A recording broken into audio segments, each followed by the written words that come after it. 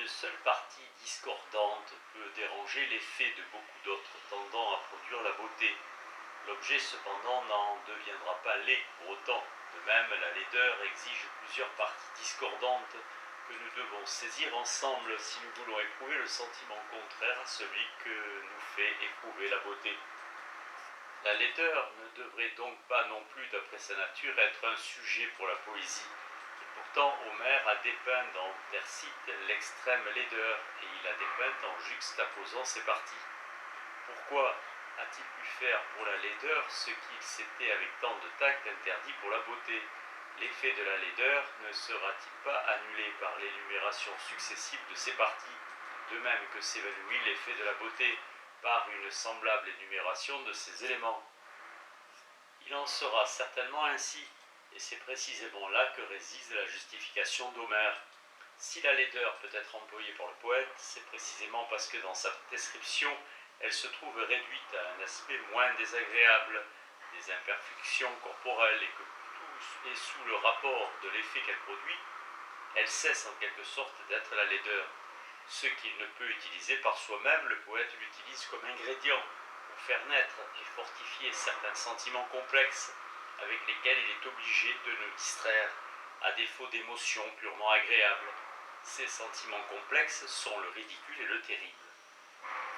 Homère rend Thersites laid pour le rendre ridicule, mais ce n'est pas simplement par sa laideur qu'il devient ridicule, car la laideur est une imperfection, et le ridicule naît d'un contraste entre des perfections et des imperfections. C'est là la définition de mon ami à laquelle je pourrais ajouter que ce contraste ne doit pas être trop heurté, ni trop tranchant, afin que les oppositions, pour me servir du langage du peintre, puissent être susceptibles de se fondre l'une dans l'autre.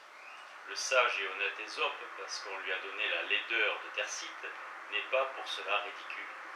C'est une étrange sottise de moine que de vouloir faire passer dans sa personne, au moyen de la difformité, le plaisant de ses fables instructives. Car un corps mal bâti et une belle âme sont comme l'huile et le vinaigre, qui, bien que battus ensemble, restent toujours séparés pour le goût. Il ne provient d'eux rien d'intermédiaire. Le corps éveille le dégoût, l'âme le plaisir, indépendamment l'un de l'autre. C'est seulement car le corps mal bâti est en même temps faible et maladif, quand il gêne l'âme dans ses évolutions, quand il devient la source de fâcheux préjugés contre elle, que le dégoût et le plaisir se fondent ensemble.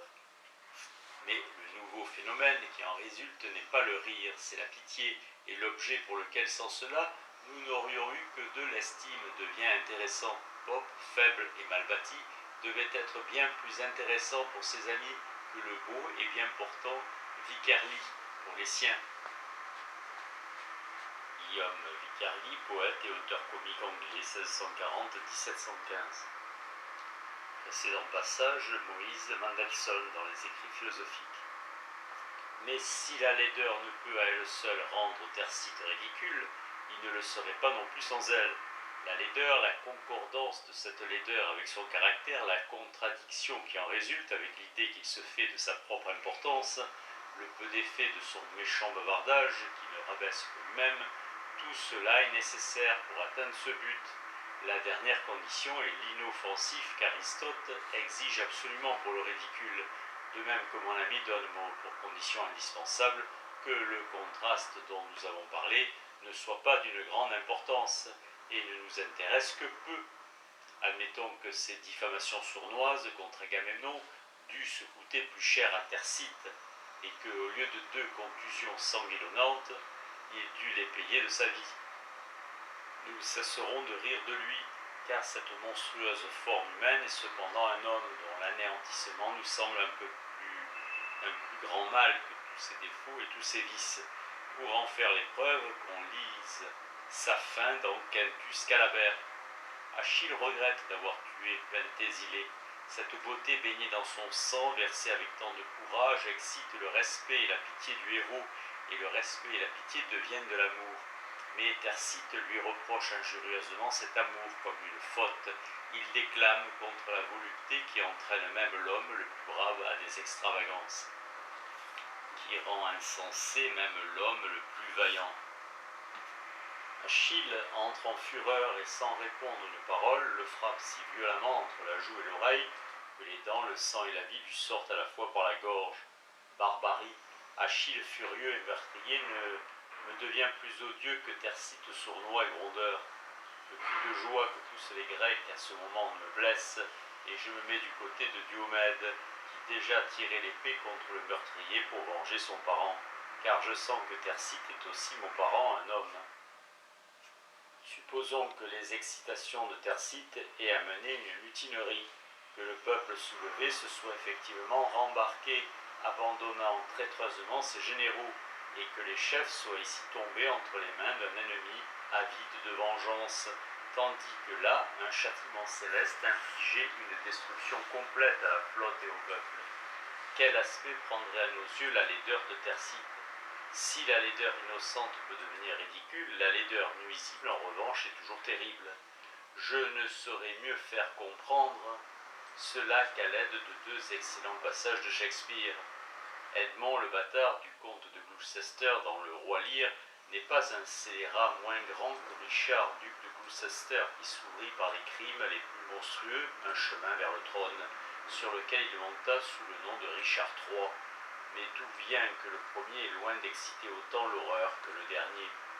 Quand j'entends le bâtard dire « Toi, nature, tu es ma déesse, à ta loi sont dévolus mes services. Pourquoi devrais-je subir le fléau de la coutume et permettre à l'ordre policé des nations de me spolier parce que je suis venu au monde 12 ou 14 lunes après mon frère? Bâtard, pourquoi, ignoble, pourquoi est-ce que je n'ai pas la taille aussi bien prise, l'âme aussi généreuse, les traits aussi réguliers que la progéniture d'une honnête femme? Pourquoi nous jeter à la face l'ignoble et l'ignominie? Bâtard, ignoble, nous qui, dans la furtive impétuosité de la nature, nous avons plus de maîtrise et de bravoure que n'en exige en un lit maussade, insipide et épuisé, la procréation de toute une tribu de mauviettes engendrées entre le sommeil et la veille.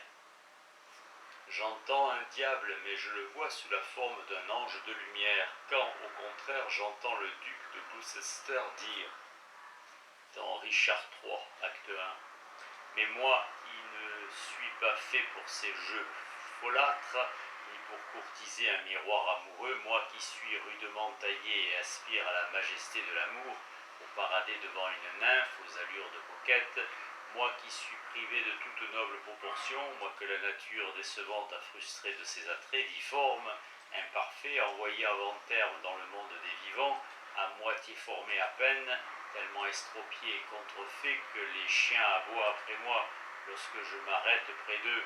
C'est ainsi dans cette faible et languissante époque de paix que je n'ai pas d'autre plaisir pour passer le temps que de regarder mon ombre dans le soleil et de décrire ma propre difformité. Ainsi, puisque je ne peux être l'amant capable de charmer ces temps faits pour les beaux parleurs, je suis résolu à me faire scélérat. J'entends un diable et je vois un diable sous une forme que le diable seul devait avoir. C'est ainsi que le poète utilise la laideur des formes. Quel emploi légitime le peintre peut-il en faire? La peinture comme moyen d'imitation peut restituer la laideur. La peinture comme art ne la rendra pas. Au premier point de vue, tous les objets visibles lui appartiennent.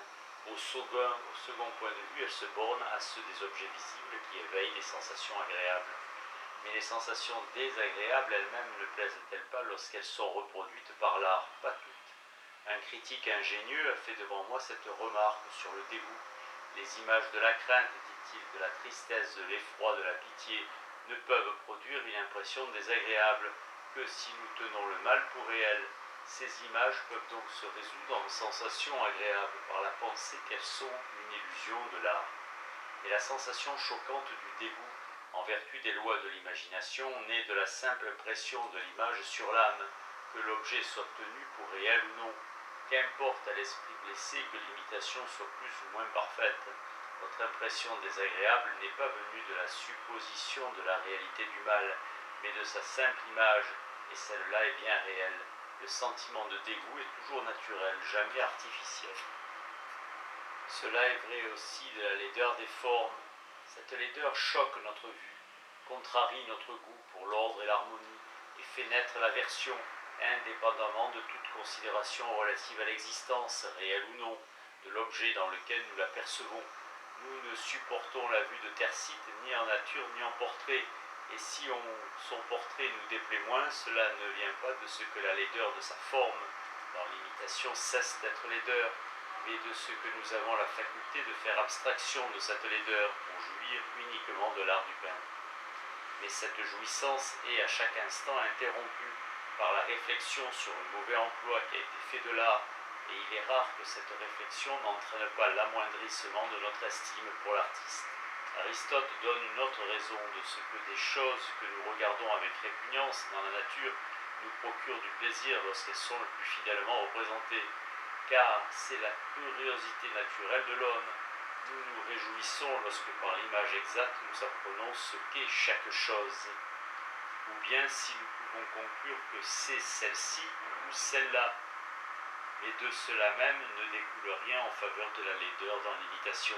Le plaisir qui naît de notre curiosité satisfaite est momentané. Il n'est accidentel que par rapport à l'objet qui l'a fait naître.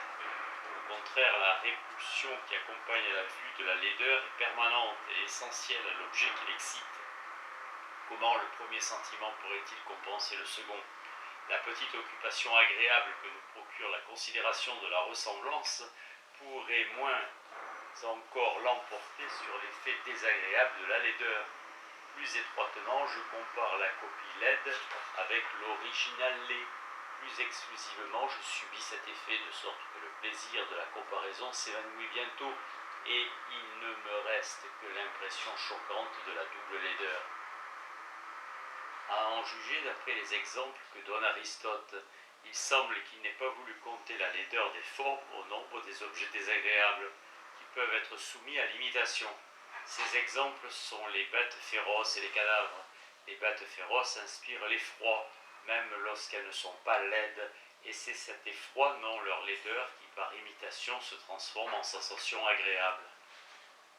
Il en est de même des cadavres. C'est un sentiment de profonde pitié, c'est la pensée effrayante de notre anéantissement qui, dans la nature, fait pour nous d'un cadavre un objet de répulsion. Mais dans l'imitation, la certitude de l'illusion enlève à cette pitié ce qu'elle avait de poignant. D'ailleurs, un concours de circonstances flatteuses peut nous détourner complètement de cette pensée fatale, ou se joindre à elle d'une manière si inséparable que nous croyons y trouver plus de motifs de désir que de crainte.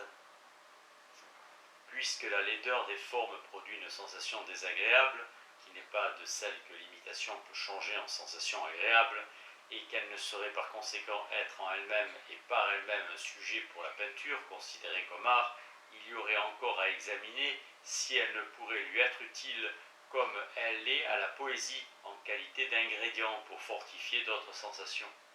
La peinture peut-elle se servir de la laideur des formes pour arriver au ridicule et au terrible? Je ne me hasarderai pas à répondre directement à cette question par la négative. Il est certain que la laideur innocente peut devenir ridicule aussi en peinture, surtout quand elle se joint à des prétentions au charme et à l'importance. Il est tout aussi incontestable que la laideur nuisible peut, dans un tableau comme dans la nature, produire l'effroi, et que ce ridicule et cet effroi, qui sont déjà par eux-mêmes des sentiments complexes, acquièrent par l'imitation un nouveau degré de piquant et de charme. Je dois pourtant faire observer que malgré cela, la peinture ne se trouve pas ici tout à fait dans le même cas que la poésie. Dans la poésie, comme je l'ai fait remarquer, la laideur de la forme, par le changement qui rend successives ces parties coexistantes, perd à peu près entièrement son effet répulsif.